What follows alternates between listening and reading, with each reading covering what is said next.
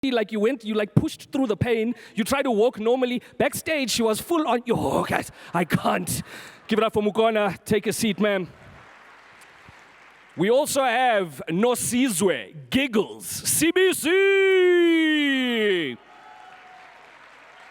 a marketing intern and master's researcher at UJ, a cultural storyteller, there we go, and of course the founder of Level Up, Ntombi.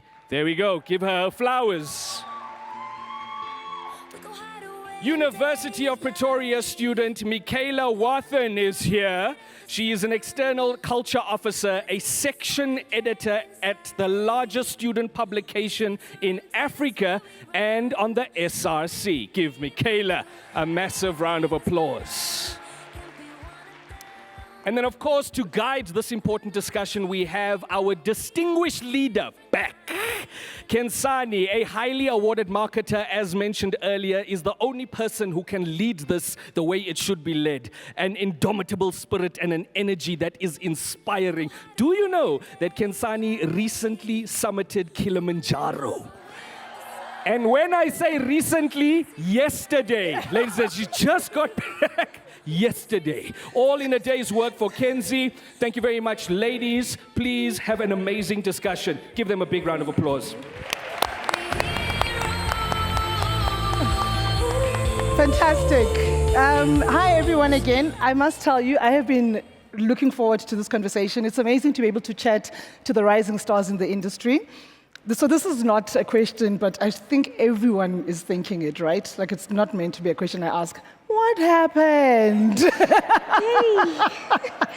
I was playing paddle, guys. I'm on a paddle. Imagine, and it was my first time. Oh.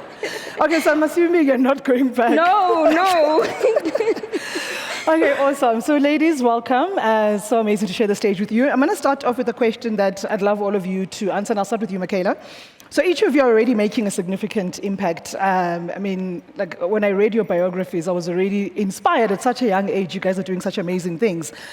So to begin with, can you tell me what one major challenge opportunity that you see for marketing professionals and how you're navigating that opportunity or challenge, or how you would recommend that other young people navigate that opportunity or challenge? Wow. Firstly, thank you so much for the opportunity to be here. I really do appreciate, the platform for our young voices to be heard, essentially. And I think for young marketers, I think a challenge that we all face is sort of coming with all of our energy and all of our vibrance and having to translate that into a corporate space, and feeling like there's a level of imposter syndrome, but there's also a level of, do I maintain this energy because that's going to make me stand out, or do I sort of adapt and fit into that box of professionalism and those sorts of expectations? And I've got a friend, she actually works for Volkswagen, and seeing her journey in that space where she's brought her vibrance and her energy, and instead of dimming that, translating that into more energy and inspiring the entire work environment to adopt that culture of just being more out of yourself in what is considered more professional spaces, because people are drawn to that, because that's human. I think it's simultaneously a challenge, but if you reframe it, it's an opportunity for us to come in with our energy and shape the culture of the spaces that we're going to be stepping into. Nice. And I mean, shout out to Bridget and the VW team for building such a culture. And all I can tell you is, you saw me on stage with the chief executive, right? He's a chartered accountant, shame. So he was in a suit. And here I am in my sneaks. So I think, the more you show up as yourself, I think you make the best impact. I always say that any environment that allows me to be myself, I'm able to give it the best work of my life, yeah. Right? Like, so yes. You'll be fine. Nozi? Okay. Oh, thank you so much for being here. Shout out to you, Jay, for granting us this opportunity. But I think I completely 100% relate to that. And I think there was one thing that made, so I was at the Lincoln Marley leadership thing. We attended just 7 up, by the way, amazing, right? And one thing that stood out for me from our conversation was, if the environment doesn't allow you to be yourself, reassess how you fit in that environment. And that for me stood out, right? I mean, there's so many challenges we can talk about. We can talk about, especially from an educational perspective. I come from an educational institute, that's all of us here. When you get to the work environment, do I have the enough technical skill to survive? And I think that's something that, not to toot DJ's horn again, but this is doing really well, right? Integrating, and I think that's where such places become important. The collaboration between the industry and educational institutions, and how we build that relationship to ensure that the students that come out perfectly, well, perfect is a very difficult term, but well enough equipped to be in the spaces that they're in. So I think that's one of the challenges. How do we make sure that the graduates we produce are fit to be in the positions they apply to be in? I think that's a really good point. And one of the things that I read recently was that if you're a young marketer who's still studying, and I was listening to Marco's talk last year, and Marco was one of our young guys who spoke at IMC. And actually, what you should do is try build your own, whether it's your personal brand or just your side hustle. So one of the things Marco was speaking about is how, like, the Gen Z cohort really builds side hustles. So how do you actually learn, like, use your skills that you're learning at varsity to either build your side hustle from a marketing perspective or build your personal brand? So I think what it does for you is by the time you get into a corporate, actually you've been able to use some of those skills, and it's not just starting from scratch. 110%. And Miss Moonboot. I'll speak from the workplace, entering the workplace. I think the biggest challenge that we face as Gen Z is what we call ageism. A lot of people, I know, but ageism is a huge thing when you get into the workspace. You are undermined as a youth because it's like, what experience do you have? You know, I've been in the game for plus 20 years. What do you know, you know? And I think the biggest opportunity that is missed there is that as a Gen Z or as a youth, you don't get to learn you get to learn, but you don't necessarily get to explore your authenticity and your authentic self, giving, you know, the full potential because you're limited in that sense. And it's quite important to always be yourself. As Nozizwe and Micaela said, being authentically yourself is one of the greatest things that can push you into the working industry. So ageism is a big thing. I'm not going to touch too much on it because it's a sensitive topic, but it's quite a huge thing. And I think we should be willing to unlearn, to relearn. I love that, absolutely. Okay, that's good. So as I said, I read your bios, and in varying degrees, your guys are involved in like social impact spaces, you know, and all of that. But you've got a crowd here full of marketers and advertisers. Some are quite aged, some are younger. So I'm asking you to use this as a platform to market yourself. So what magic do you bring to the table? Wow. You know, I think it's a very interesting space, and, you know, being in university now, we have specifically a personal and professional development section. And, you know, as marketers, it's so strange. We were at Leader X, and there was a talk where one of the CMOs said, as marketers, we're not good at selling what we do, which is ironic because what we do is sell other businesses' value propositions, essentially. And I think in terms of myself, you know, finding and identifying my value proposition is simple. How do I pitch that to people is very difficult. How do you go about doing that in a way that doesn't feel like you're bragging or those sorts of things? But I really appreciate my capacity to be a storyteller. Ooh. I think that's storytelling, the integration of psychology, understanding consumer behavior is things that I really am drawn to, I have a passion for. I wrote in my bio, I believe marketing is the intersection of business and psychology. It's about taking services and products and human understanding and integrating those things to drive a specific culture, because now we talk about brands and we talk about culture. I've heard that word a lot today, the idea of culture. And I think in storytelling and in understanding brands, in understanding psychology, that's my largest strength and how I want to drive human connection. Because the deeper you connect with individuals on a social and socio-emotional level, you are able to further that impact that marketing has, where it's not just a brand, it feels sort of an extension of who you are as a person, and that creates a deeper loyalty to it. So storytelling. Storyteller! Love it! Wow, I mean, wow.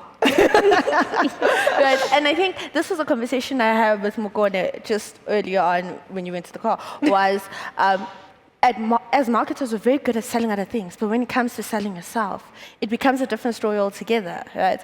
And during my study in personal branding, you learn the kind of small things or little tricks, or someone use hacks. Yes, I attended a lecture and they're like, there's hacks to life. You need to learn how to use it, right? You learn little hacks of how to package yourself and how to present yourself properly. And I think for me, that has been a bit difficult to learn because I don't talk about myself, I talk about the things that I do, right? So sometimes when you have to put yourself on the spotlight, it does become a bit of a challenge. But what can I say about myself? Yeesh, spot. But I'm a very impact-driven person. Nice. How do I give back what I have? How do I ensure that in whatever purpose I serve, I give it to the best of my ability? And this shows up in a lot of the work that I do. I have an NPO, I'm wearing it, so hello.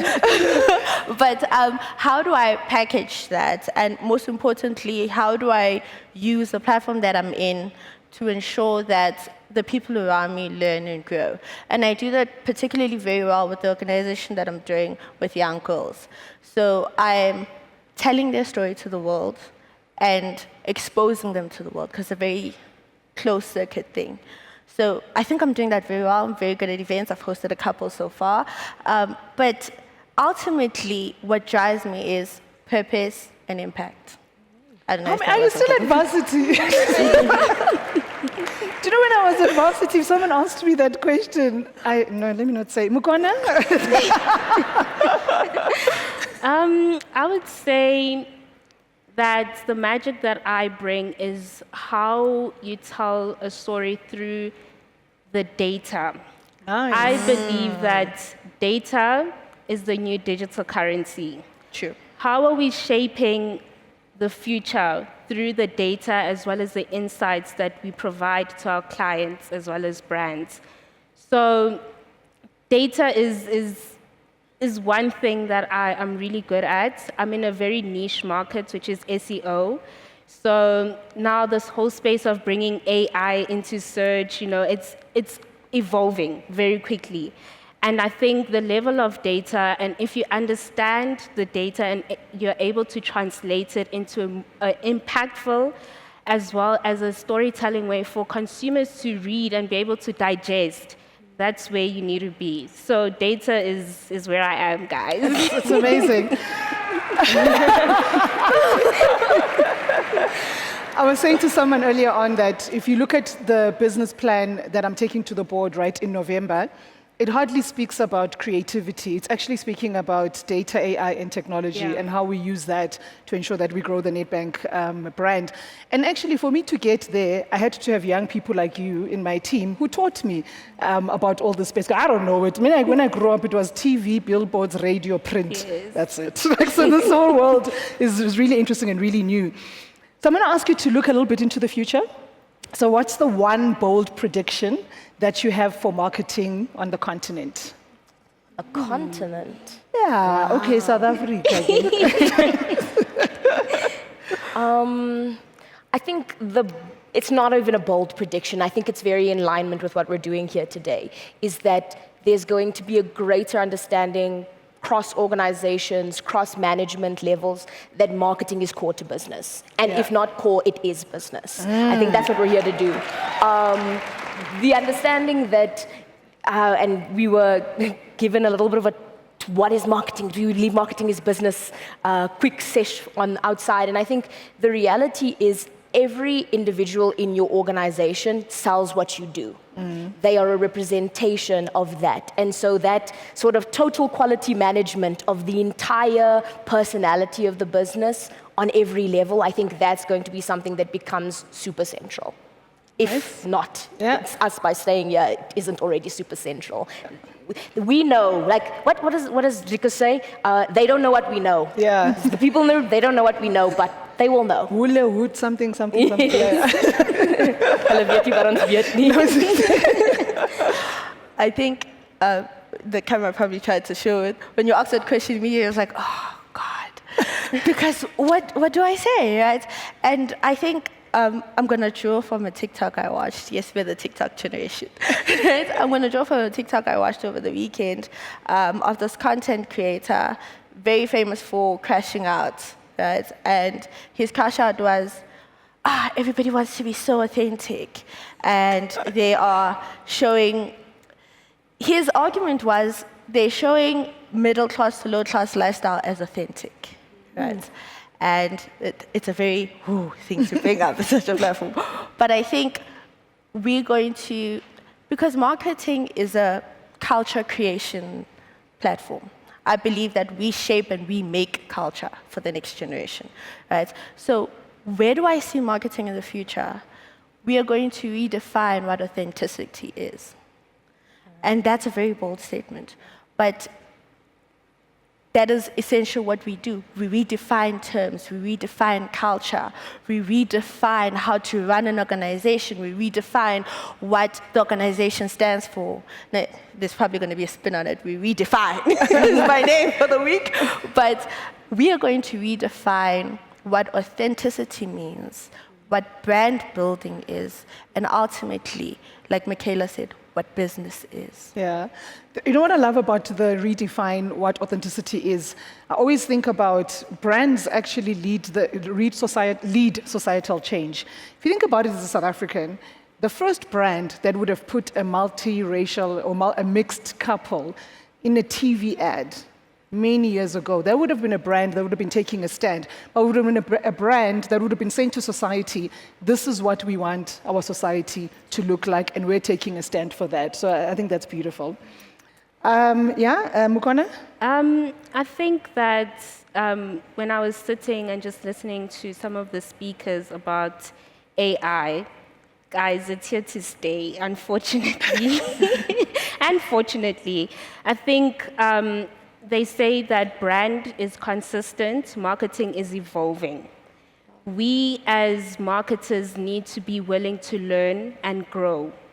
The level of collaboration as well between different generations is also quite a key point in I guess, making marketing a wide thing, you know? So the importance of collaborating between generations, being willing to learn and being willing to grow, educating yourself about these digital landscape and also learning about these AI algorithms, you know, we need to embrace it. It's not here to replace our jobs. It's here to work with you. It works for you. So I think we just need to change our perspective on how AI is being used. Yeah, I mean, the talk we had, give a round of applause. The talk we had from the doctor just before lunch, I thought was phenomenal. And in terms of reskilling yourself to be able to not be booted out by AI, I thought was quite inspiring. So we're going to end off here, but I'm going to ask you one last question. And you can take it where you want. What piece of advice would you give an old hack like me, who's been in marketing for 25 years, in terms of how I show up for whether it's, whatever it is, whether it's the work we do on the brand or whether it's how we lead our teams, like what piece of advice would you give me? Sure. I think it's again, it's one of those things where there's lots of things that you can say, but some things have been said before. I think sort of giving young people the space to, in some ways, make mistakes, to fail, to mess up. I think in many ways we've developed a sort of culture and a world where people are not allowed to be beginners. Yeah. And that's not fair.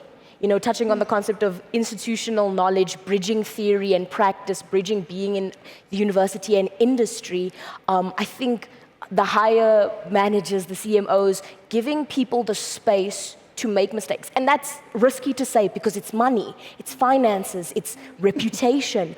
But allowing people to do that makes them more strong in how they're going to approach you going forward, I would say, because they feel comfortable in the idea that if they pitch something risky, if something doesn't work, they have people to fall back on and people to inquire with. They're not expected to know everything. They're expected to come with a level of expertise and understanding, but they are going to be guided through that experience. They don't need to know everything in the space. Nice. Yeah, no, 110%. Give us opportunity to make mistakes, please. But my piece of advice would be willing to learn, relearn, unlearn, and learn again. Yeah. I was having this conversation with Mukona earlier, where I was asked, as the rising stars, what I said that you're appreciating. And the question was, in my mind, I'm thinking, okay, I'm going to talk about AI and sustainability, but these are conversations you're already having. And Mukona was like, not necessarily. They might be having them, but that's why we're here, to share our opinion. And when you said, give an advice to an old hag like me, I was like, firstly, sorry, not 50 years. And then, but advice to you personally, no. I can't. But the advice I would give is be willing to learn. We come in a space where we're creative, we're so excited about marketing. You should see the graduating class. Oh my God, the excitement. I'm gonna go, I'm gonna make a change. I'm gonna be the biggest thing they've ever seen. And you get to an environment, and every organization has structure. You do as Rome when you get to Rome. But Rome does not grow when Rome does not adapt. Hey guys, these youngins. Mukona? I think an advice I could give is, this is a difficult question, but I think the most important thing that we need as youth is the platform to be seated. I think as Micaela and Nozizwe said, being willing to learn as well as making mistakes. I think the most important thing is having the platform to showcase our talent, embrace the things that we learn, and not being subjected to being like, okay, just because you came from university, what value do you bring? Then why did you hire us? You see, but it's quite important to give us the space to showcase our talent and still guide us. I fully believe that us as the younger generation, we have so much to learn from you guys. And I think it's a matter of meeting us halfway. We have the willingness to learn. We want to grind. We want to, get to learn more about the space. We're not disregarding about the traditional aspect of things, We really want to connect and also bring in, new ideas, new opportunities within the space. So just give us a seat. We'll show you what we have. You've got a seat. Wow. I found this really inspiring. Thank you so much. I think everyone in this room would agree with me that the future of marketing is in great hands, right? Honestly. So to Micaela, Nozi, and Mukona, thank you so much for joining me. I'm looking forward to seeing you guys when you're chief marketing officers of the biggest brands in the world. Thank you. Thank you. Thank you so much.